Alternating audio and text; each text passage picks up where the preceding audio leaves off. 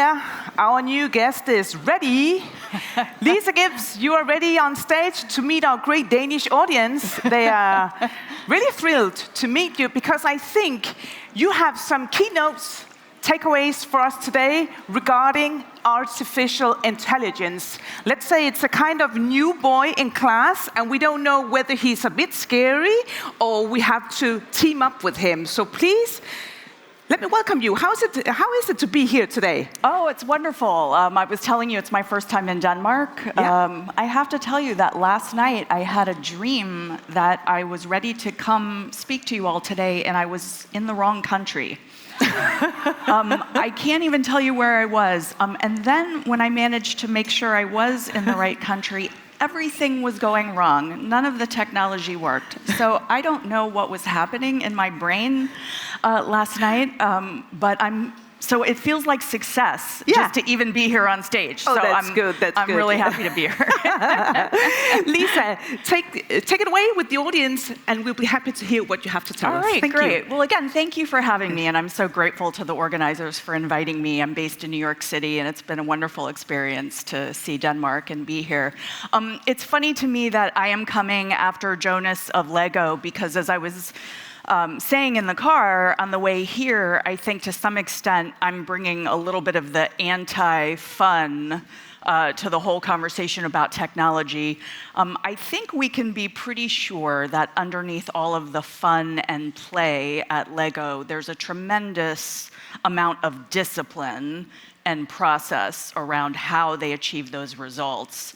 And so it's great to have that experimental culture and be able to play, but we can't forget about all of the underpinnings of that are so important. And I come from the news business where accuracy, trust, facts, these are things that drive what we do, and our tolerance for mistakes is incredibly low. And so when it comes to any technology, but certainly artificial intelligence, these are things that drive us to be fairly cautious. And so I hope today that some of my own experience in the news business can be of help to you all as you think about what you need at your business in order to effectively use these technologies.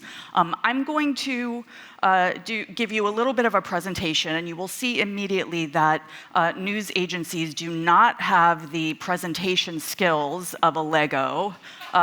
No video, no music, just a lot of very simple slides, which is symbolic, really. But I will give you a little bit of a presentation and hope to have a conversation with you all at the end and welcome you into questions.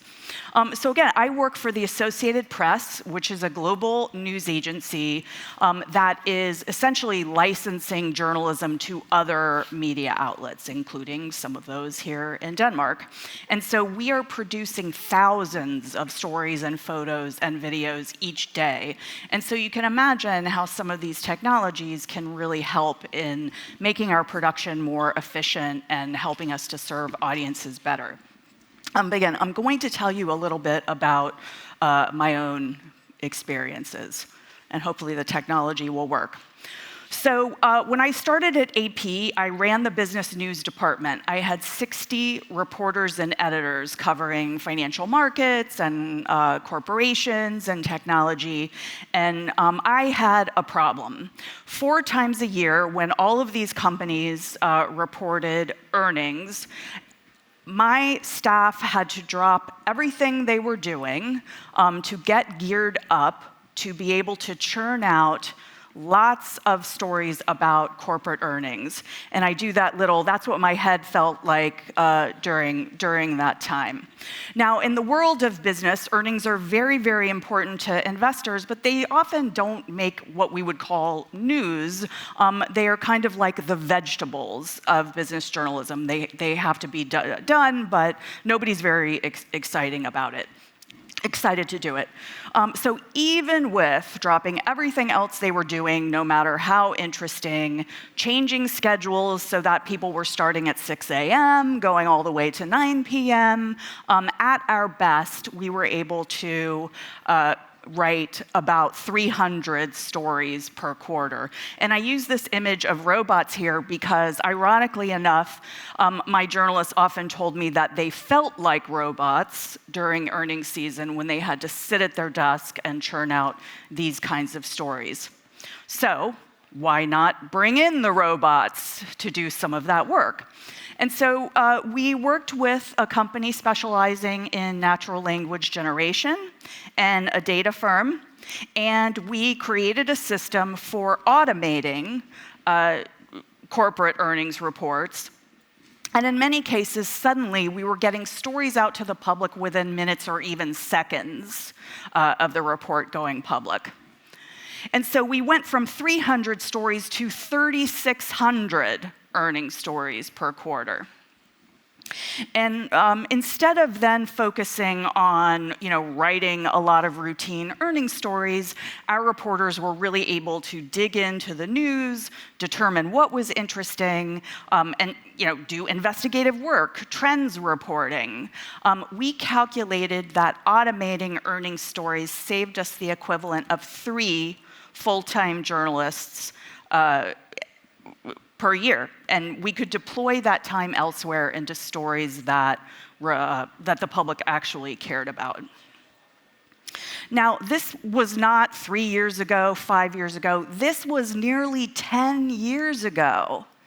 And while natural language generation is not necessarily considered artificial intelligence the way we think of today, at the time, this was revolutionary, the idea of a journalism company using essentially software, automation software, to produce content. And that began a journey for the Associated Press where we created a working group around artificial intelligence and identifying other areas where natural language generation, natural language processing, and other types of AI-related technologies and machine learning could impact our organization and help us deliver value to our customers. Now, of course, we have generative AI, which has brought a whole new level of discussion to this. This was not rocket science, what we were doing before, but now everybody is excited about it. And everybody is rushing to identify all of the different ways that generative AI might be useful in helping us write stories, research, summarize stories, all kinds of things. And everybody is going a little bit crazy. And for me, some of the debate feels like Back to the Future, when 10 years ago, people were asking me, aren't you worried that the robot is going to take your job? And all of those kinds of things. Very similar debates. And so I think the point I want to make here, and I'll make throughout, is that with every new innovation, going back to the history of technology and innovation, from the beginning when we moved from sending news via the telegraph to using the personal computer, to Photoshop, to blockchain, to artificial intelligence, there are always these kinds of periods where we're pushing the boundaries and then pulling back and figuring out what to do. We know certainly that some media outlets have jumped in and maybe trying too hard. You all probably are aware of the famous incident where a magazine actually used a chatbot to generate quotes allegedly from the F1 champion Mick Schumacher, and they were widely criticized for that, and an editor got fired. And there's actually a long history of these kinds of mistakes. Again, this is nothing new. This is one of my favorite slides from back in the early automation days, when the LA Times had to apologize for a mistaken tweet about quite a significant earthquake that turned out was based on bad data from 1925. So again, this is just nothing new. We try things, we make mistakes, we learn, we get better. And so, this is kind of the way of the world, and we should keep that in perspective. So will AI transform journalism, or will it ruin journalism? I think that while it is important and interesting to debate these kinds of things, I think the real question for me is, why is it that it has taken so long for us as an industry to really use these technologies and experiment with it? And what I think is that, in fact, we have dramatically underinvested in technology, and we do not have the skills in place nor the processes to properly deploy these kinds of technologies and really use them in ways that are positive. Coming up to that view, that's where I'm looking from when I'm seeing, hey, like the question about whether or not generative AI is going to ruin journalism and media as we know it, it is easy to forget that for a lot of companies, they're not even using the most basic technology and are hardly ready for even things like generative AI. In 2021, AP surveyed 200 news organizations in the United States, mostly small media organizations serving local communities. So not big agencies like AP, not BBC, not Reuters, not New York Times, big companies that have a little bit more capabilities around these things, smaller news organizations, about their understanding of AI and what it could do, and also what did they wish that they had that would help them solve problems. It was somewhat shocking to me that in 2021, the vast majority of smaller news organizations were not even using the most basic automated transcription tools for audio or video, things that have an obvious and dramatic impact on efficiency. And this just goes to show that we actually have a real innovation gap in our industry. And again, I think that this is important to remember. And how do we overall build the capacity of journalism and media to innovate? These are things that really kind of drive I do a lot of thinking about. So why is this? Why is it that they're still not using basic tools that, as my example shows, have been around for 10 years easily? Well, they don't understand them, but really I think, it gets down to they are so financially stretched that they don't have the resources to invest in learning new tools or trying new things where they don't perceive it to be an obvious win. They cannot afford to spend time on things that may or may not work. And this is part of what has fueled this overall underskilling and underinvestment in technology. Certainly, they do have real concerns about the integrity and the ethics of machine-assisted news, no question. And they have no culture of being involved with academics or startups that have these kinds of expertise that could be bringing them into the newsroom. And again, I just get back to this core issue. As a news business, when we are constantly fighting to just stay in business and achieve profitability, we become much more risk averse, and investment in what might be considered innovation or basic or change just kind of falls by the wayside, gets put on the back burner, so to speak. So these are issues that I worry about very much. And so we don't really, this is not about, do we have the technology to do cool things and have fun and experiment? We have a massive implementation problem. We don't have the capabilities at our companies to actually use and try these properly.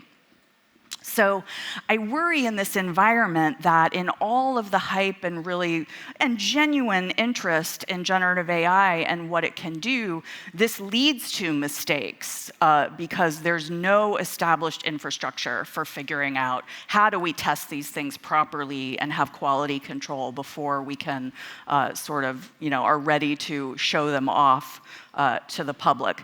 And a situation like this really cries out for a framework for helping news organizations and, by extension, the larger media industry to really guide them along the way in figuring out how to do this. And here is a framework.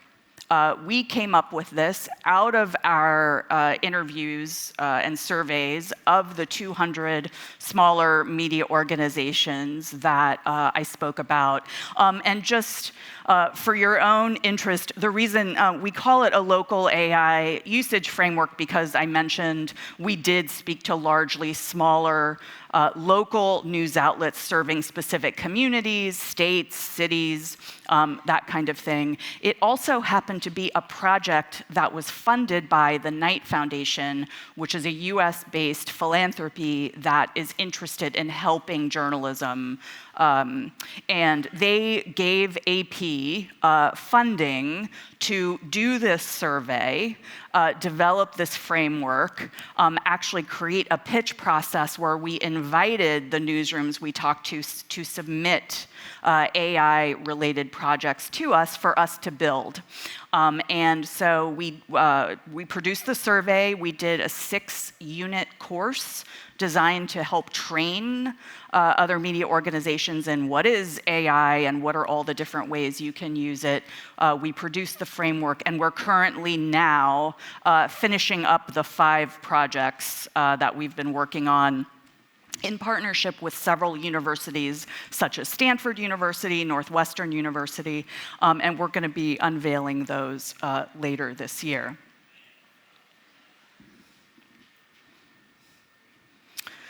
So again, like, what does it mean to be AI ready? And in some sense, what we're talking about really is innovation ready. For AI in particular, of course, it's really, to me, it's not even really about AI, it's about data and how data skilled is your organization. Do you have a system for managing data? Are your employees data literate? Which in journalism is absolutely not a guarantee of any kind. Do you have a very clear process for testing and quality control? I think one of the unsung aspects of this is the communication strategy around it. Many people asked me, how did my journalists react to the fact that we were automating corporate earnings or using other AI solutions in news, such as, algorithms to help sift through social media and detect news, all sorts of things like that. And I would say that we had very little issues with our journalist reaction, and that is because we had a very methodical and thoughtful communication plan in place where we were very clear with everybody what was the problem we were trying to solve. Here were the potential solutions we were considering. We invited everyone to have a hand in testing the solution, and then just communicated the results along the way. And so I think that there was broad understanding of why we were using these tools. And of course, all of this would have failed if we, in fact, did eliminate jobs as a result of these projects, and in fact, we did not do so. They saw the results that they were able to have time to do more interesting stories. And so obviously, you have to be authentic and truthful in what you're saying.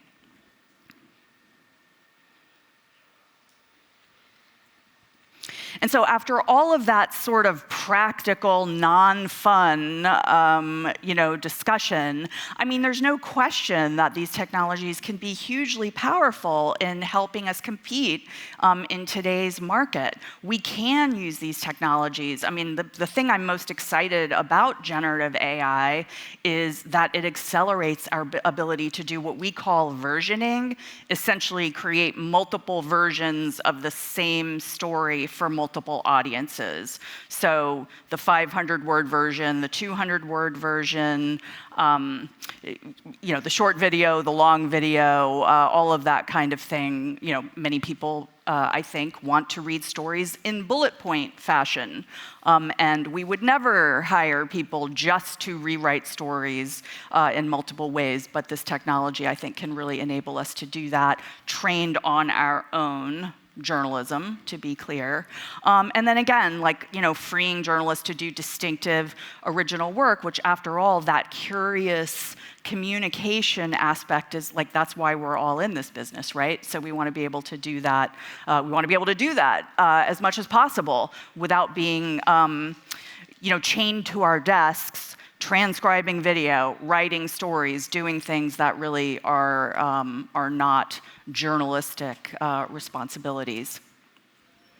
I'm going to stop there with the presentation and just talk a little bit more about kind of our own observations and what we're seeing. I do want to say a few words about generative AI in that I think what's a bit of a double-edged sword. There are more people than ever before interested in AI.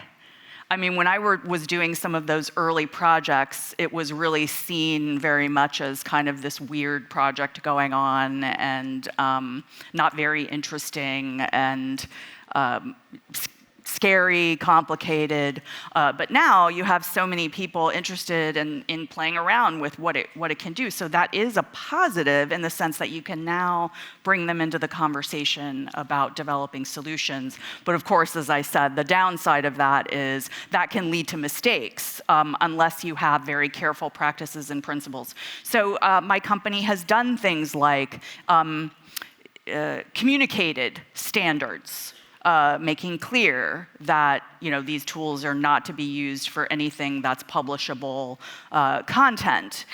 We have working groups figuring out how do we enhance our existing products, how do we develop new products. And then finally, although I'm thankfully not in the legal department, our legal department is for the first time really heavily involved in these conversations. I think the risk that these technologies pose to our intellectual property and ownership of the content we're producing are quite serious, and our company is very much interested in uniting, collaborating with other media companies to kind of develop a legal position and protect everybody's intellectual property to make sure that the original content we all are creating is not used by others and that they make profit on and we do not. So like that is a little bit of an interesting angle there. But anyway, again, I hope you've learned something. The framework, by the way, if those of you are more interested in that or want to see some of the work we did do, we also did a webinar on ChatGPT a couple of months ago. We had 1,500 people attending live.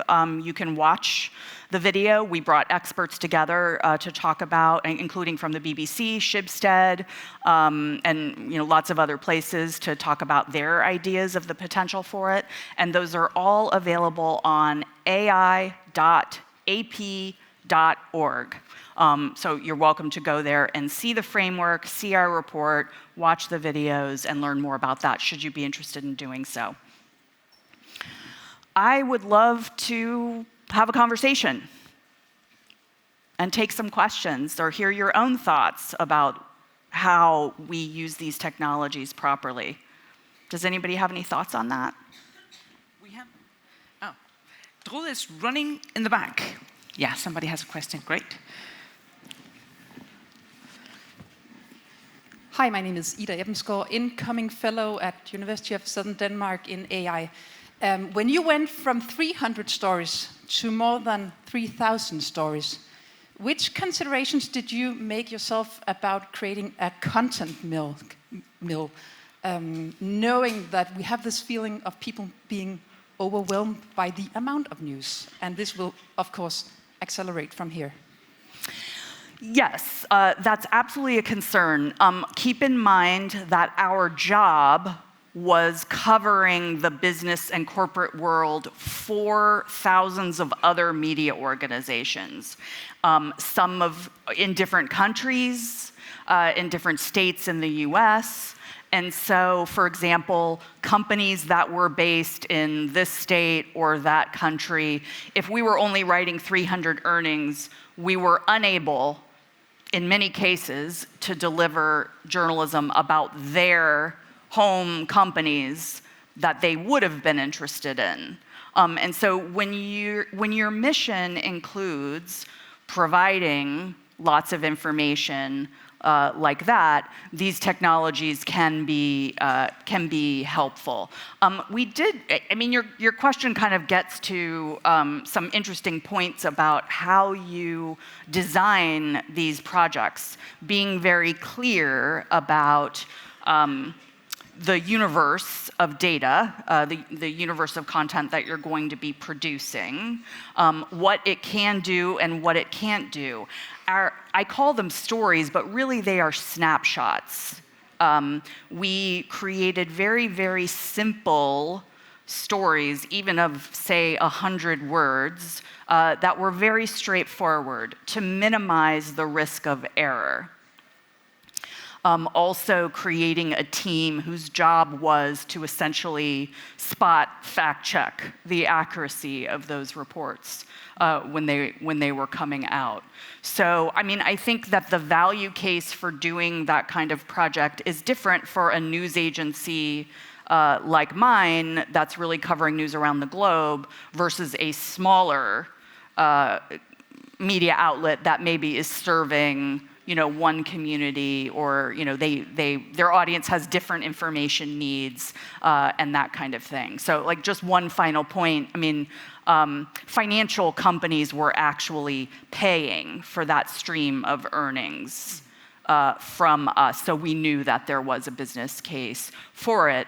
But again, we're already drowning in a sea of content, and just because we can use these technologies to produce more, does that mean the audience really wants that? Or how are we going to do it?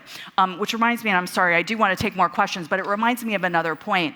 The Swiss media company, TEM Media, has done, there's a innovation leader there that has done a lot of work around personalization. And when we think of personalization, usually what we think of is making sure we're surfacing journalism to the person coming to your website, and we know what their interests are. So they've clicked on these sports articles before, or they've clicked on these politics articles before, and so we can, guess that they're interested in those kinds of stories. But what TAM Media has done, and others have questioned, is why are we producing one story as if everyone has the same, is interested in the same facts about that particular story? The example he used was a story about a new advancement in breast cancer treatment. So if you're a woman between the ages of, let's say, 30s and 50s, your interest in that breast cancer research is probably very high. But if you're a man, well, you certainly have relatives that may have been impacted, but your degree of personal interest is not quite the same. But why are we producing the same story for each of those people as if they care in the same way? And so he had proposed that we create an AI-based tool that would actually help us truly personalize an individual story for different audiences based on demographics. Now, there's all kinds of potential issues with doing that, but I think the idea is really fascinating in that if we all could figure out how to really use these tools to truly serve the audiences with the information they need to function in today's society and in smart ways, I think it could be an ultimate positive, and we would not be contributing to content overload, echo chambers, polarization, and those kinds of things that we're unfortunately seeing now. I think that's really interesting, Lisa, because you said that you really increased number of journalist products. Raising from 300 to, what did you say, more than 3,000? 3,600, there's a point there, because is it quantity or is it quality? There's a big difference between those two things. So did you do any feedback on what did the users say to that overload of products? Yeah, I mean, again, I think for those who were interested in just simply getting information fast, you know, if it's truly like a breaking news kind of thing, you know, being able to have access to information as quickly as possible, if that has value, then technology like this is very effective. There are many other kinds of journalism, obviously, where that is not the value. We're telling human stories, we're doing investigations, we're holding governments accountable. You know, like that has a different value proposition, and so you know we would not think of anything.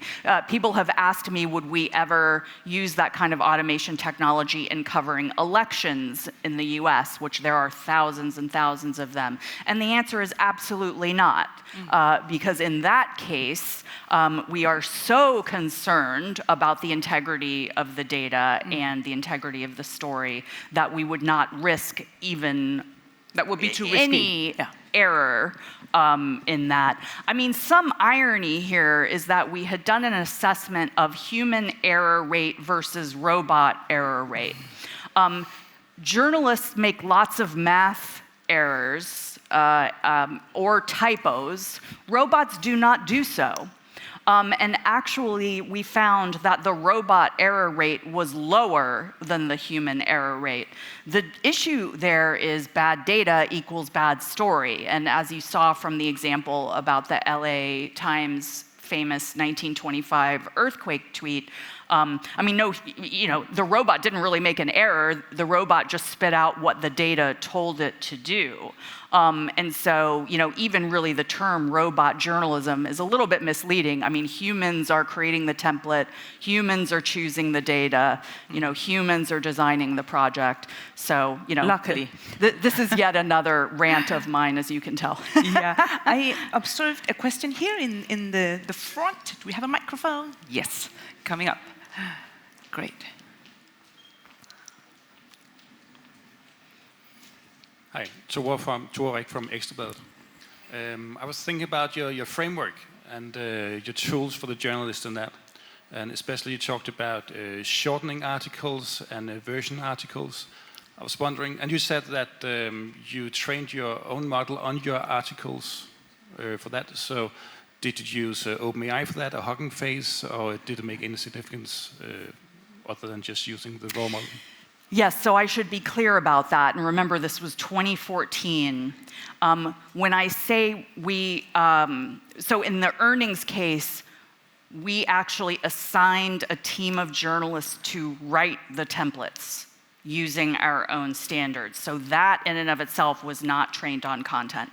We have done other projects around summarization, where we have worked with, you know, input the 500-word story and spit out the 200-word summary or whatever the case is. In that case, we worked with a startup called Agolo, which were the experts in machine learning and linguistics, and they worked with us to design the system, and they did obtain a huge training set of data of our human-written summaries versus the stories to be able to train that algorithm to do that. And I should say here that AP's strategy, for the most part, has been to work with startups on projects of this kind. We do not have a massive data science team.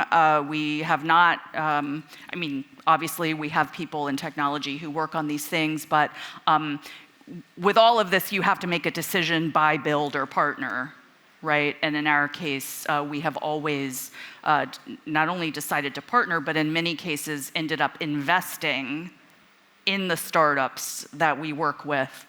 So in that sense, our AI strategy became also in some ways an investment strategy for us as well.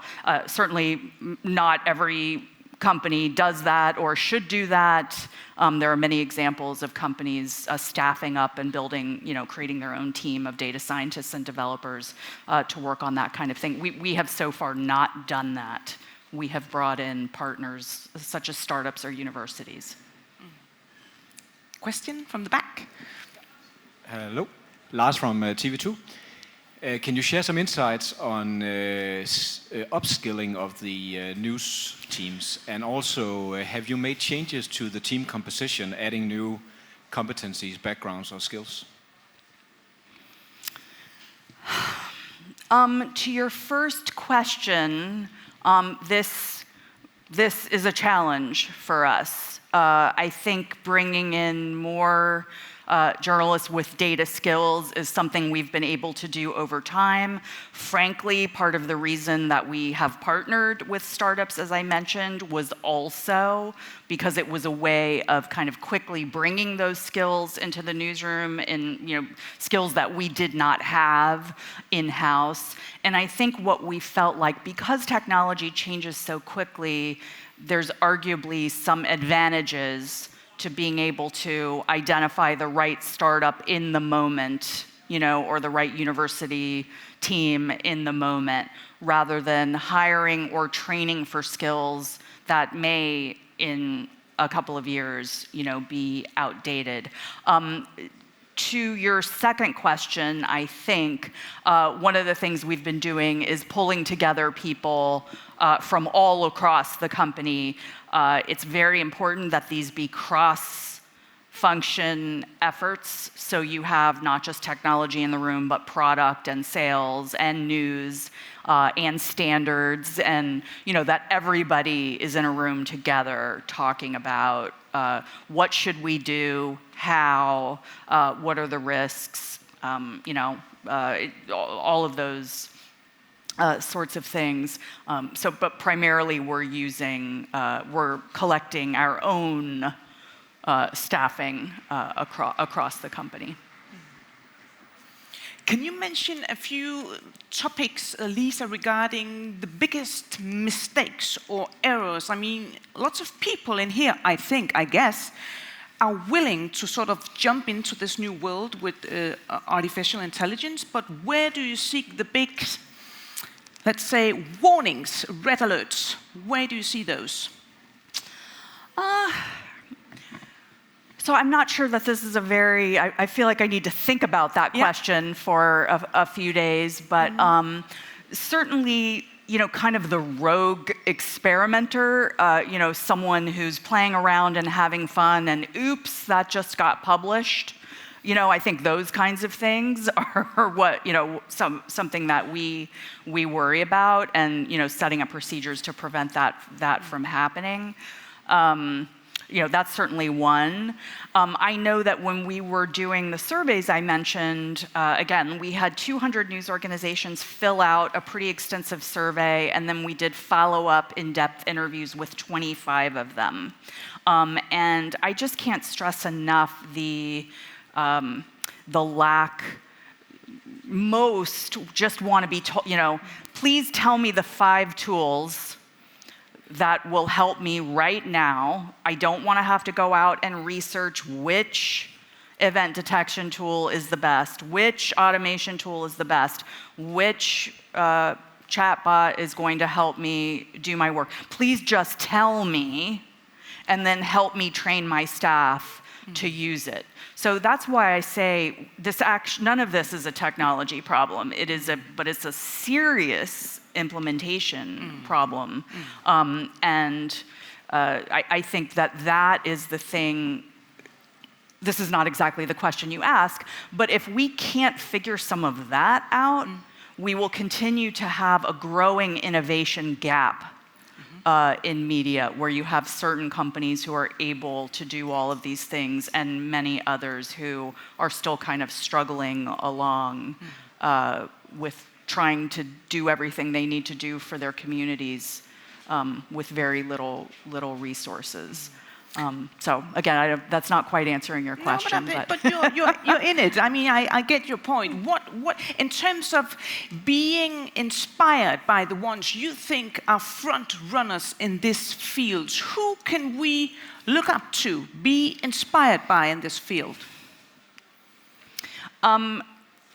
Well, I'll say a couple things. First of all, there are many examples, and I won't get to all of them here. I'll leave many out. I think Schibsted has been doing really fantastic work in this area, as has the BBC News Lab.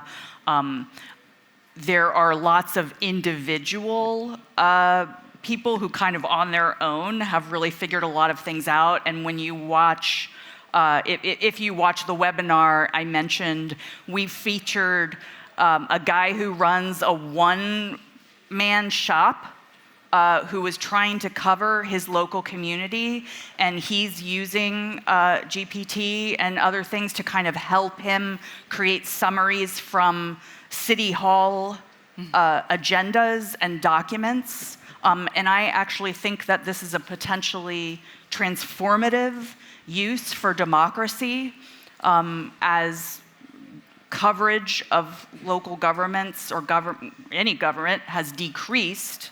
Can we use technology to kind of bring back information to the public?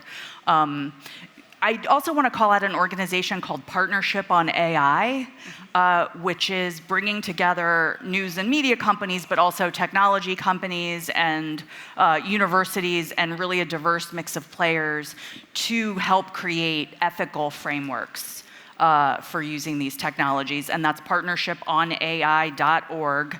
And they are doing really terrific work in this area. And if your company is thinking about needing a set of principles or guidelines or wanting to understand, they are really doing excellent work in that area. They also have a list of tools, an Airtable, that could also be helpful just in terms of identifying some of the tools that are out there. Great. Do you have a last question? Yes, please. Hello, Morrowind Williams from the BBC. It's about transparency and how much we tell people what we're doing. I see the editor of the Financial Times has just said, we will tell you when we are using these tools, which seems to be quite a laudable thing to do. What's your thought on that? Is it an important thing to do to show when we're using it? Absolutely, and we've been doing that from the very beginning. All of the stories we produce using natural language generation have a disclosure line indicating that, and we are committed to transparency around those kinds of things. What's interesting about that, though, is that I wonder if over time, these things evolve. Yeah. And what seems very new and innovative right now, in 10 years from now, may seem like, we used Google to search for, we don't disclose things like that. I often use the example that, and I don't remember exactly the year, but there was a point in time when AP, if we transmitted a photo digitally, we said that. Or when we started using digital cameras, rather, we would disclose that, because of course using digital cameras was this massive change from the old way of shooting film, processing it in a dark room, and all of that kind of thing.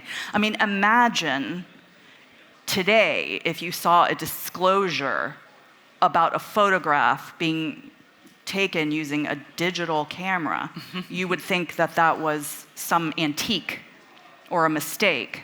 And so that's why I say yes, very important to be transparent with our audiences and disclose, but I do wonder, how those principles will change. It might change over time. Yeah, thank you. That will be the last point from you, Lisa. Thank you very much for joining us. Yeah. Watching the time, and grab a cup of coffee. I'll see you back in 11 o'clock. See you.